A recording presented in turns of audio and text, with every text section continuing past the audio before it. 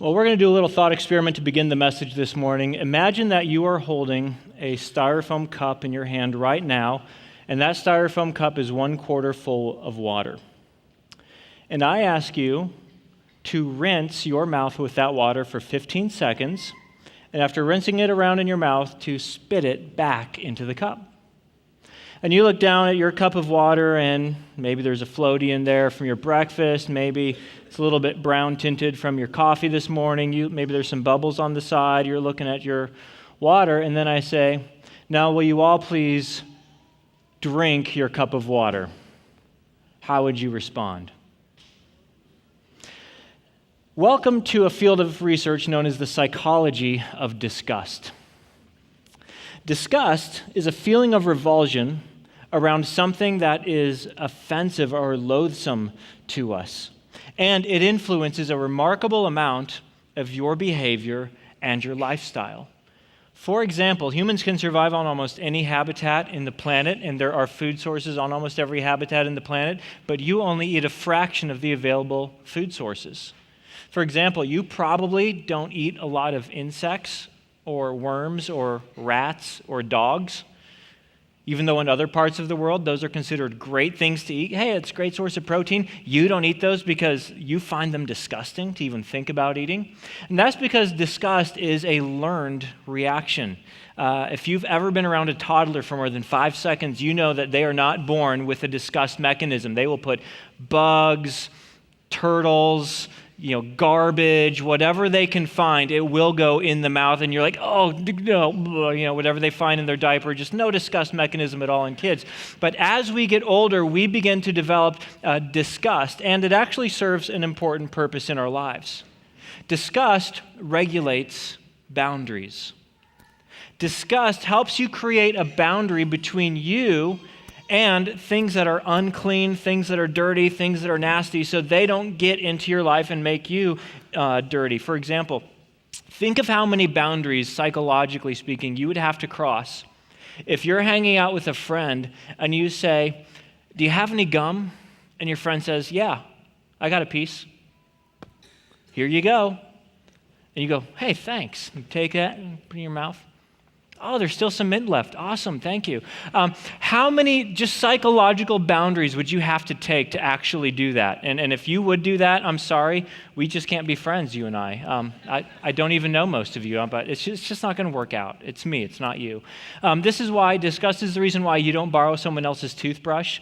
Disgust is the reason why you don't borrow someone else's underwear, because it creates that boundary between things that we say, that's just gross, that's dirty, that's contaminated, I don't want that to get to me. Disgust regulates boundaries. Well, there's a third aspect of what triggers disgust, and that is perceived contaminants trigger disgust. If you perceive something to be contaminated, that will often trigger your disgust mechanism in your life. For example, some of you go to the restaurant, if there's a hair in your soup, how many of you're like, that's just so disgusting? Any hair in the soup, people? Now, what's interesting is hair is not disgusting in and of itself. I mean, there's hair all over the gymnasium this morning, and you're not disgusted by that. Most of it anyway, it's not disgusting. But once it gets in your soup, it is perceived, you perceive it to be a contaminant, and now the whole soup is contaminated. And if your waiter or your server shows up and says, hey, there's hair in your soup, can I get you a new bowl of soup? You'll be inclined to say, I'll have the salad, because once that gets in you're not even going to enjoy the rest of your meal, because you're thinking, if hair gets in my soup, what else is going on in that kitchen? Now the whole thing becomes contaminated, and therefore in your mind the whole thing feels a little bit disgusting. Now this is called contamination logic, the idea that one impure thing can make an entire pure thing contaminated and therefore disgusting. The problem with contamination logic is it's not necessarily logical. Okay, how logical is it that in our little cup experiment, when I asked you to drink the water, why should that be disgusting? Because whatever spit that's in that cup, it was already in your mouth, and if you had swallowed saliva, that's no problem. Whatever floaties end up in that cup, they were already in your mouth, but they're not disgusting till you spit them out. I mean, whatever you consume, it goes through that dirty mouth of yours and into your body, but it's not disgusting until we eject it. It's not disgusting until we spit it out. Then what was saliva becomes spit. and it becomes alien to us and it becomes disgusting. It's not logical, but that's how contamination logic works. Now, this has been a field of study for researchers, and what they found are some very fascinating things. This idea of contamination or perceived contamination is very powerful in shaping our behaviors. So researchers took some subjects and they baked them some brownies, and they shaped them to look like dog poop. And they took some lemonade and they poured it into a bedpan. And they told the subjects, you can smell the brownie. It smells good, doesn't it? We just baked it right over there with the freshest and finest ingredients, and we shaped it to look like dog poop. Would you want a brownie? And subjects again and again say, no, that's disgusting.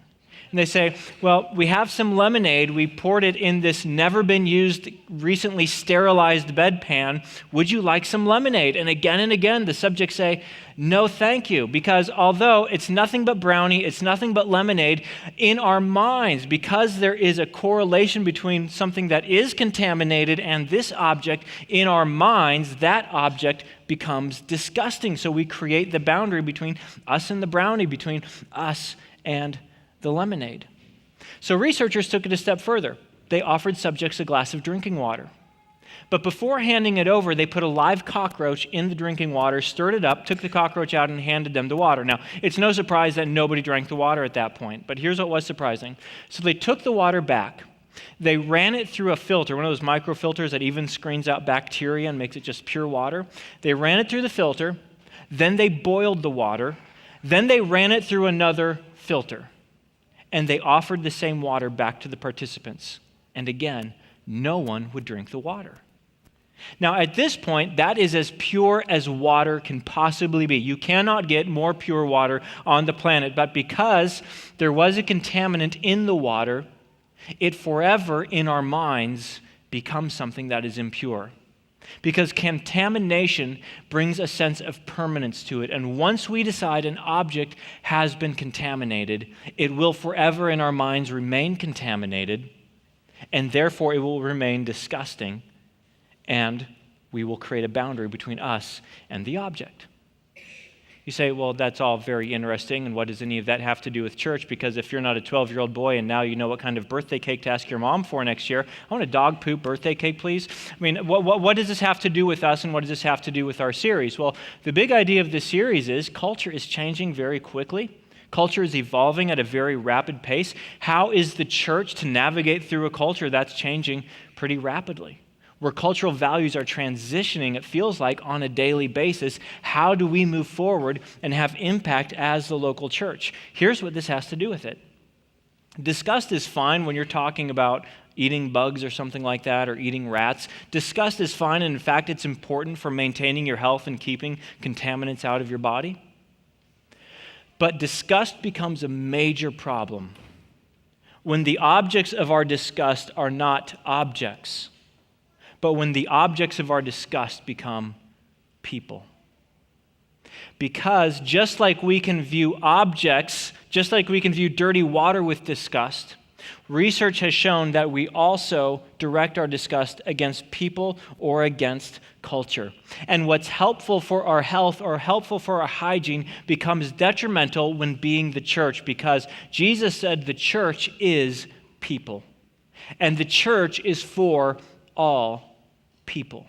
But if the church or the members of the church find subsets of the culture to be disgusting, we are no longer behaving as the church, because we are creating boundaries between the church and people, which means we are creating boundaries between Jesus and people that he died for. A guy by the name of William Miller wrote a book called The Anatomy of Disgust, and here's what he wrote in the book. He said, humans are most likely the only species that experiences disgust, and we seem to be the only ones capable of loathing its own species. He said, there's something unique about humans. We have the capacity to find one another disgusting. Who do you find disgusting? For some of you, you find people with bad hygiene to be disgusting. For some of you, you find people of a certain occupation, legal or illegal. Maybe a politician, maybe a prostitute. You find people of a certain occupation to be disgusting. Some of you find transgendered people to be disgusting.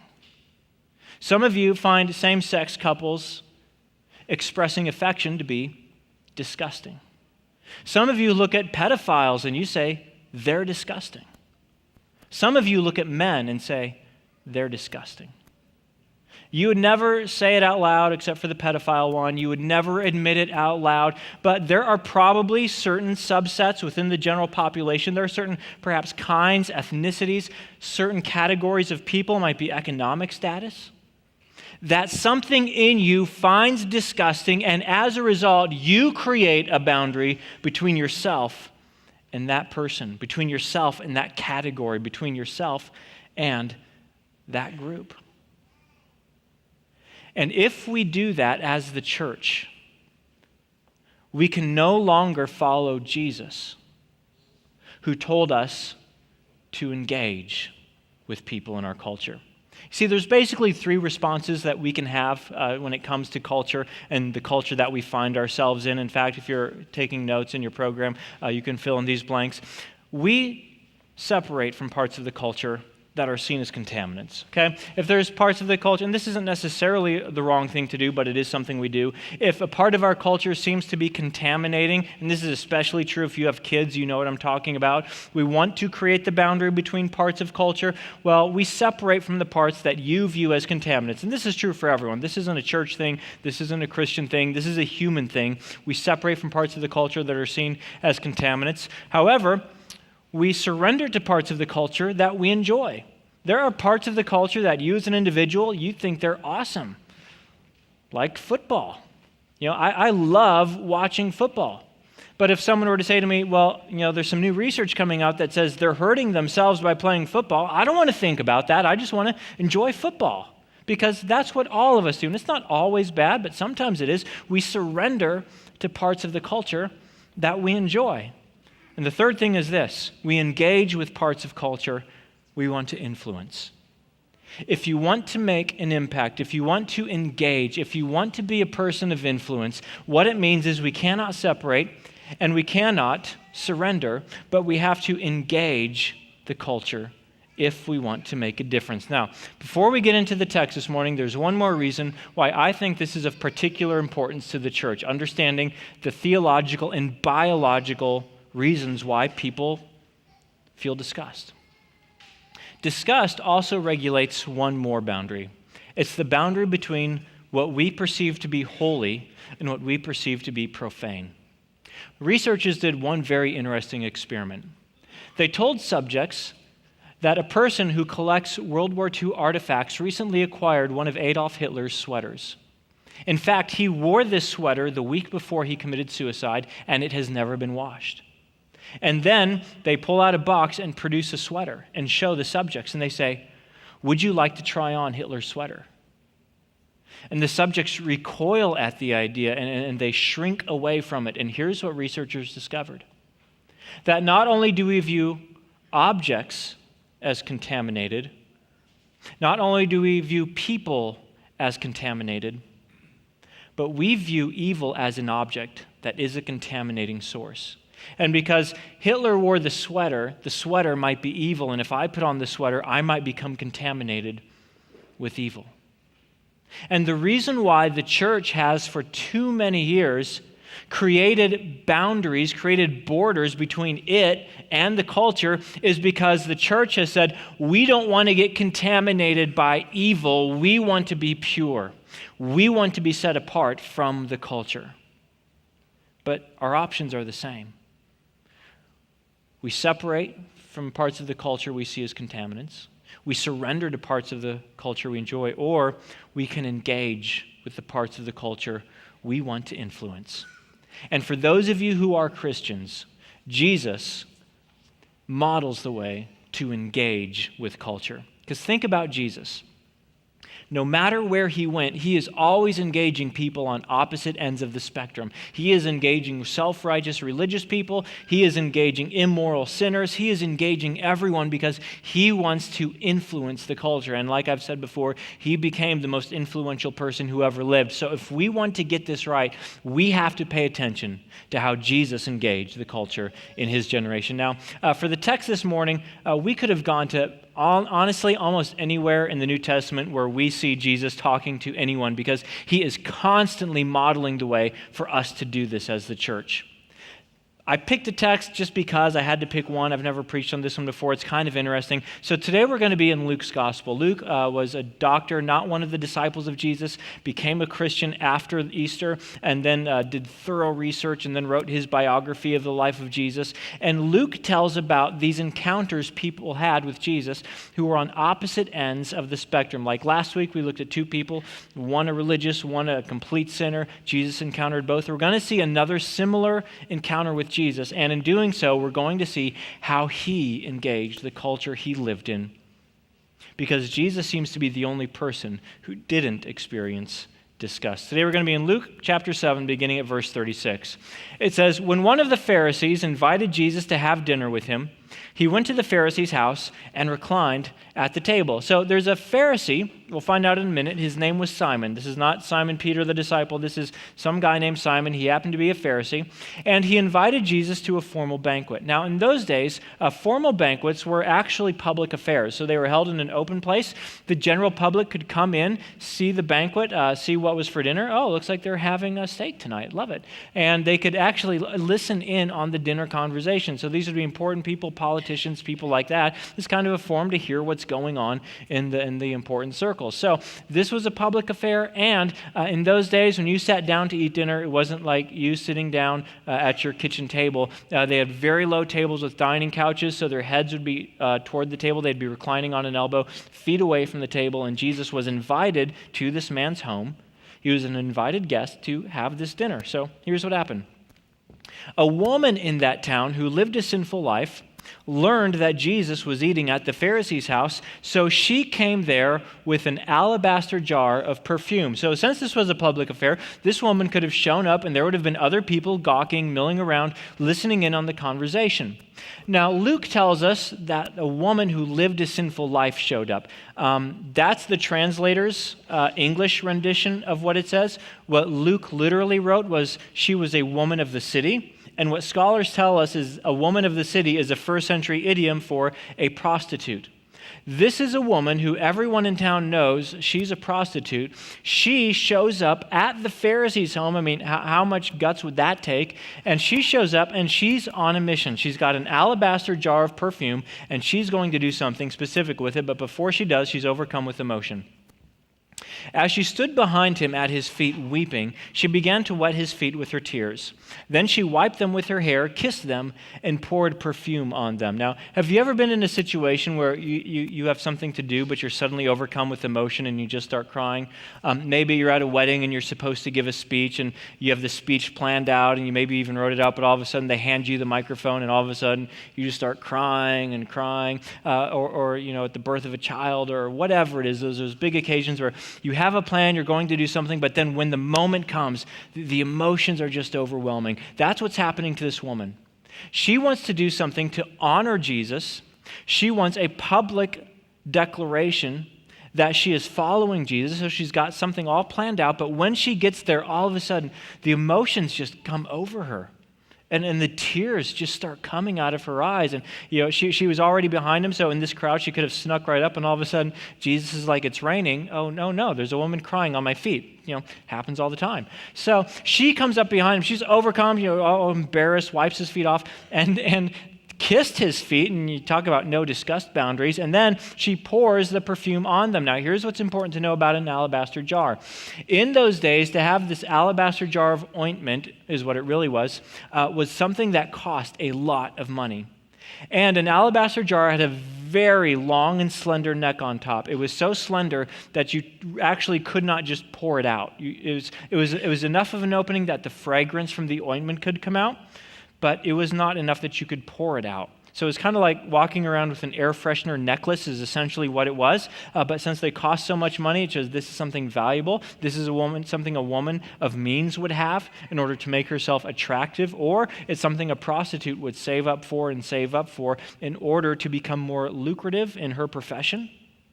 And the only way for her to get that ointment out and pour it on his feet was for her to break it, to snap off the neck so she could pour it out. Now, what's the significance of this action on behalf of the woman? Here's what she's saying. I needed this to be successful in my job. But now that I have Jesus, I'm leaving that life. I'm walking away from it. I'm breaking it. And what used to be something I used for my shame is something I now want to use for God's glory.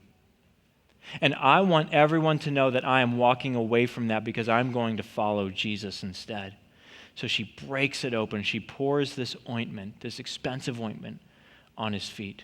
And she's so overcome. She's just crying and weeping as she's doing it. Here's what happens. When the Pharisee who had invited him saw this, he said to himself, so he's got this inner monologue going, if this man were a prophet, he would know who is touching him. Simon the Pharisee, massive disgust going on, pushing the boundary, impure, unclean, evil, disgusting in his mind. This woman is so contaminated. If he knew who is touching him, and what kind of woman she is, that she is a sinner. If Jesus was really a prophet. Now, here's what's interesting. Before we judge Simon the Pharisee, consider that he is one of only two Pharisees in the life of Jesus who gave him the dignity of saying, I want to hear more about what you have to say. Last week we looked at Nicodemus the Pharisee. Today is Simon the Pharisee. And it was a big, bold step for him to invite Jesus to dinner, because in those days, to invite someone to dinner was saying, I accept you and I welcome you. He was someone who was genuinely wanting to hear out Jesus. We might say today he was a seeker. He wanted to figure this out. But when he sees this, he says, no. If this guy was really from God, if this guy was really holy, if this guy was really a prophet, he would know who's touching him. He would know what kind of woman she is. He would know that she is a sinner. And of course, like me, he would be disgusted, and he would have a boundary between the impure and the pure. He would have a boundary between the holy and the profane. That's what Simon is thinking. Jesus has something to say to that, to his inner monologue. Jesus answered him, and that has to freak you out. You're just thinking thoughts in your heads, and then Jesus answers you. It's not going to end well. Simon, I have something to tell you. And like an idiot, Simon says, tell me, teacher. Okay, he's about to get it, basically, is what that means. So, step back from the story for a minute. We've got Jesus who is engaging with two very different people. But the biggest difference that Luke wants us to see is going to be in what Jesus tells in the parable. But before we get to the little parable, Jesus tells Simon so he can see the only difference between the Pharisee and this woman, Jesus is about to expose. But you have to see how the Pharisee is thinking. And here's how he's thinking. Simon has an impurity bias. He has an impurity bias. He has a negativity bias. He thinks that a contaminant can make the pure thing contaminated. Simon views this woman as the hair in the soup.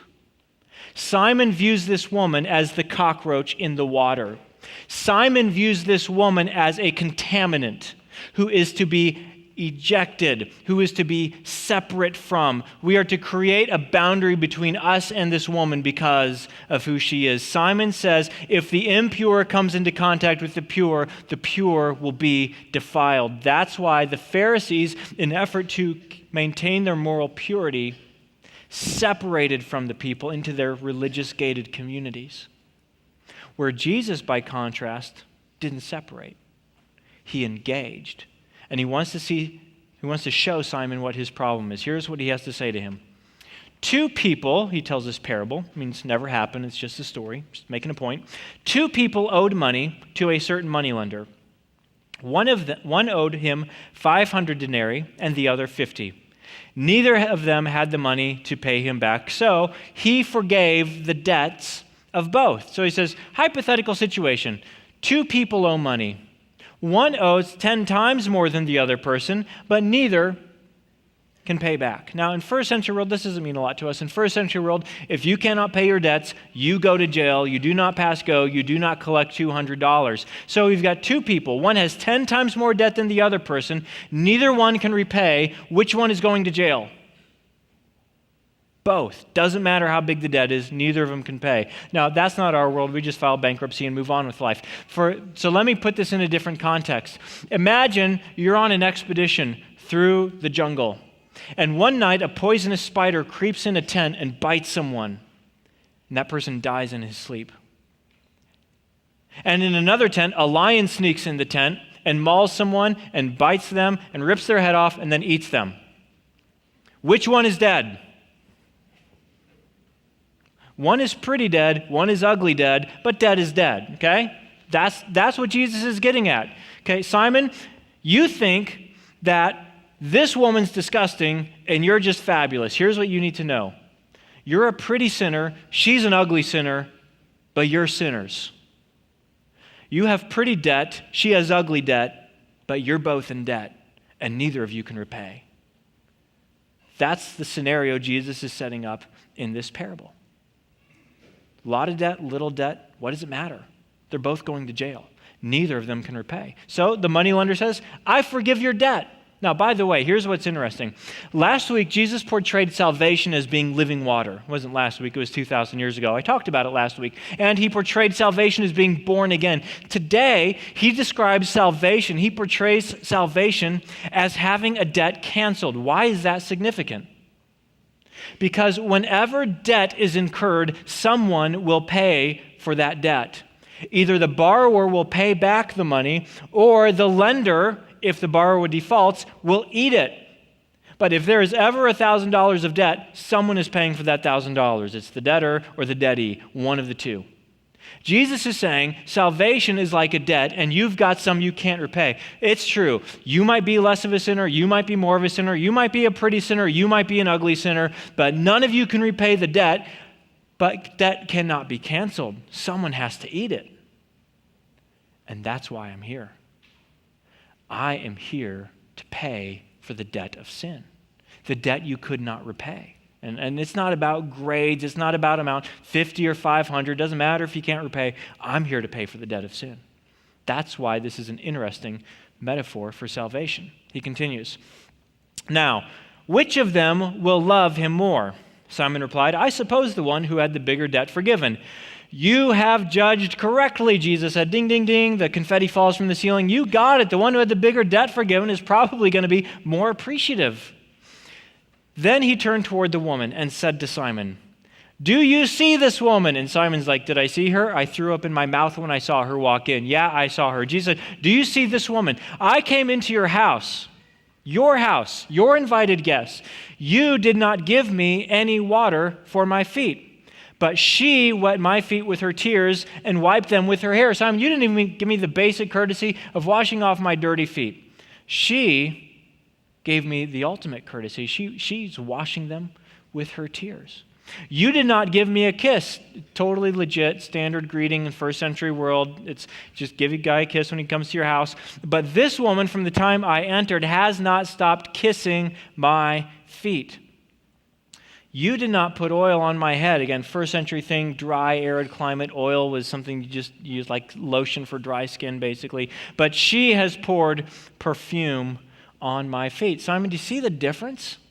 He tells this parable about two people getting their debt forgiven, and now he says, do you see how much she loves me? He continues, therefore I tell you, her many sins. Okay, let me be clear in the parable. This is the woman who owes 500. This is the woman who is deeper in debt. Her many sins have been forgiven, for she loved much. But whoever has been forgiven little loves little. Then Jesus said to her, your sins are forgiven. I am paying your debt. And in this, Jesus is showing the only real difference between this Pharisee and this woman.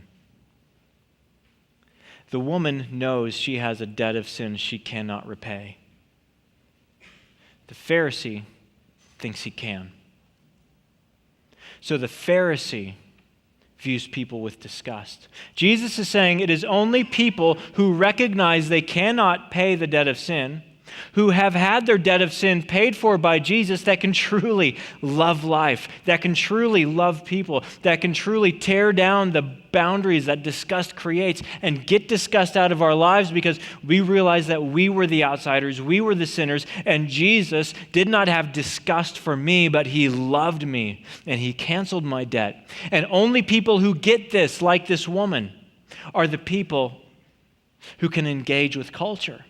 Because people who do not recognize my debt has been paid by Jesus still separate. Because, those evil, wicked people out there, that evil, wicked group, that evil, wicked category, we need to set up boundaries because they're disgusting and they might contaminate us and ours. People who love life and people who love people recognize they've had a massive debt of sin paid for by Jesus. And while Simon viewed this woman with an impurity bias, thinking that, oh no, her evil will contaminate us, Jesus had a different bias. Jesus had a purity bias. A purity bias that says, she doesn't make me impure. My purity makes her clean. The wicked person contacting me does not make me impure. My righteousness makes them clean. Jesus has a purity bias whenever he encounters anyone, and the reason why he seems to be the only person who has no disgust factor whatsoever is because he has a purity bias. He says, if I can engage people, I can pay their debt of sin. If I can engage people, they will see that I have paid their debt of sin. And he says to this woman, your sins are forgiven. Jesus and his blood purifies us from all sin. So Jesus engages, and Jesus has no disgust because Jesus has a purity bias.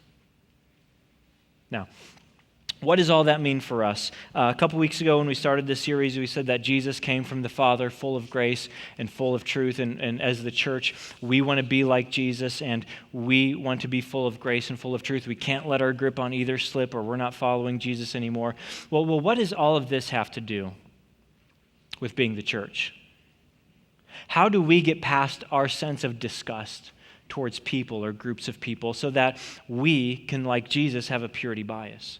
Well, I think there's honestly dozens of implications, but there's really three big ones that I want to focus on with the balance of our time today. Here are the implications for the church. Number one, move towards the messes. Move towards the messes. There's two kinds of messes that we need to move towards as a church. The first one begins right in here, right in your heart. Why do you feel disgust towards certain kinds of people?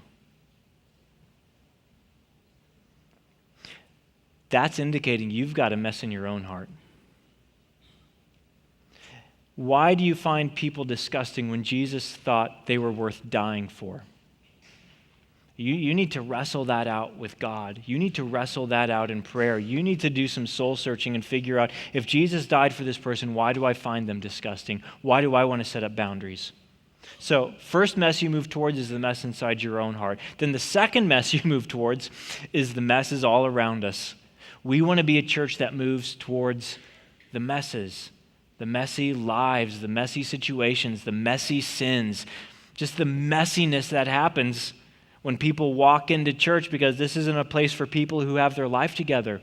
This is a place for people who need Jesus. Which means that as a church, we don't want to border off and quarantine people away from the church.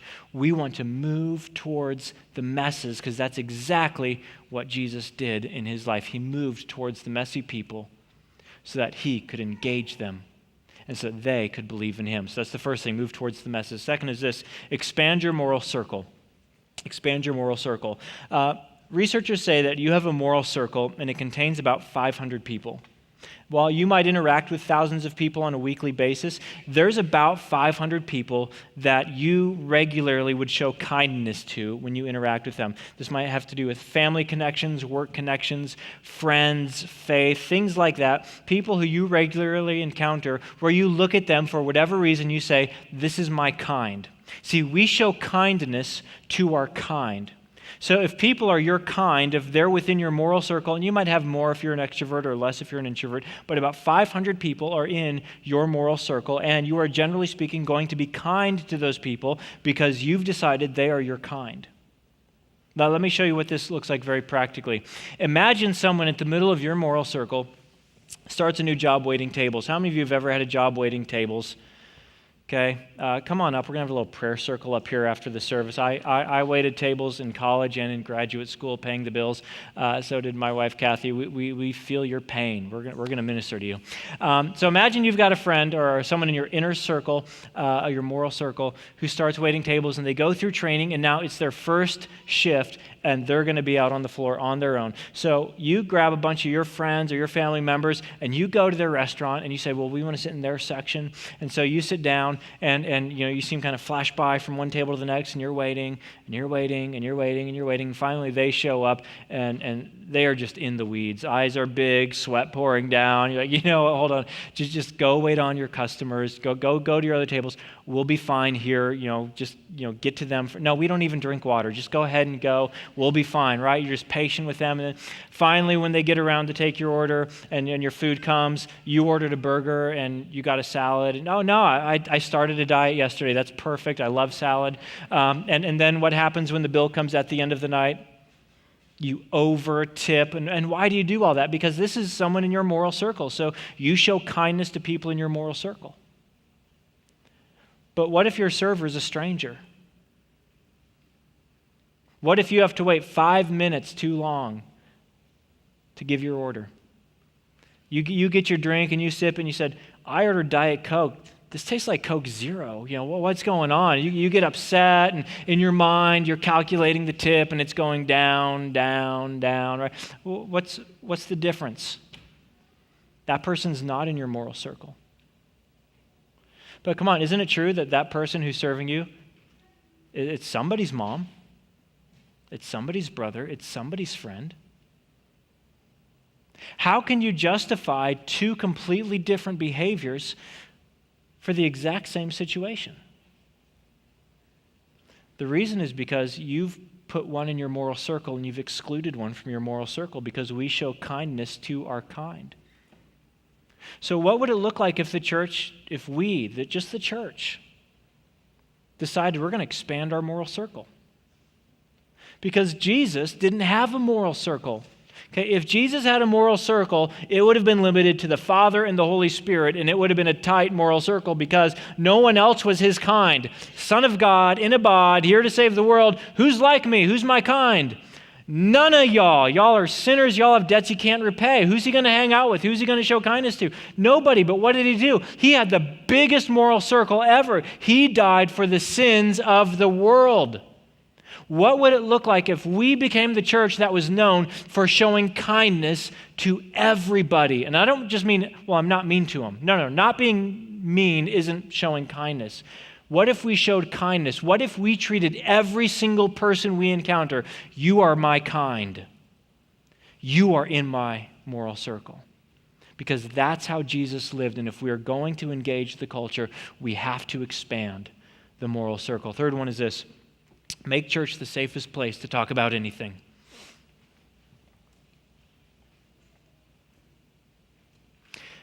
I think we should be the last generation of church where a student who grows up in this church and begins to feel same-sex attraction has to be afraid and feel like he has to leave because he can't talk about it here. I think the student who is praying every night, God, I don't want to feel this way. I don't want to feel this way. Take away this feeling. And God doesn't answer that prayer. How are we going to minister to that student? I think church should be the safest place to talk about anything. Those of you who are in a group at Hope, I think your group should be the safest place to talk about an addiction, to talk about a temptation, to talk about something so shameful you would not bring it up with anyone. Church should be the safest place to talk about anything. because Jesus created an environment where people could talk to him about anything because he already knew. Last week we heard about the woman in John chapter 4 who said, "Come and meet a man who told me everything I ever did, and he loves me anyway." Could this be the Messiah? If we are going to follow Jesus, we have to be a church that can handle everything anyone has ever done and still treat them with grace and with truth. Which means that church needs to be the safest place in the world to talk about anything. Those are the implications for a church. And there's also some implications for you as an individual. Here's your homework for next time. Number 1, are there any people that you view with disgust? And you don't need to share this with anyone. You don't need to talk about it in your group, but you need to be honest about this with God. Are there people that you view with disgust? For some of you, it's a category. For some of you, it's a group. For some of you, it's just one person. And you want to create that boundary. Second is this. What would be different if you viewed them with a purity bias?